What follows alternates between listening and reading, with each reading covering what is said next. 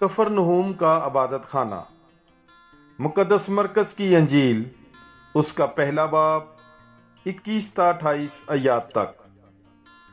تب وہ کفرنہوم میں داخل ہوئے اور وہ فوراً سبت کے دن عبادت خانے میں جا کر تعلیم دینے لگا، اور لوگ اس کی تعلیم سے حیران ہوئے، کیونکہ وہ انہیں فقیوں کی مانند نہیں بلکہ صاحب اختیار کی طرح تعلیم دیتا تھا۔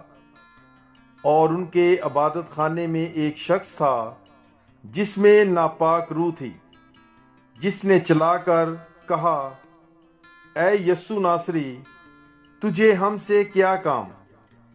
کیا تو ہمیں ہلاک کرنے آیا ہے؟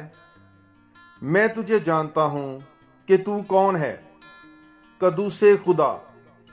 یسوع نے اسے ڈانٹا اور کہا کہ چپ رہ اور اس میں سے نکل جا۔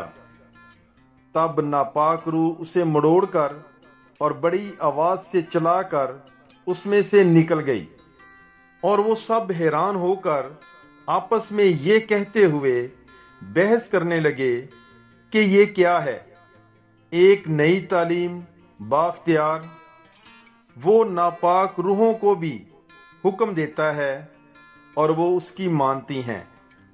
فوراً اس کی شہرت جلیل کے سارے علاقہ میں پھیل گئی۔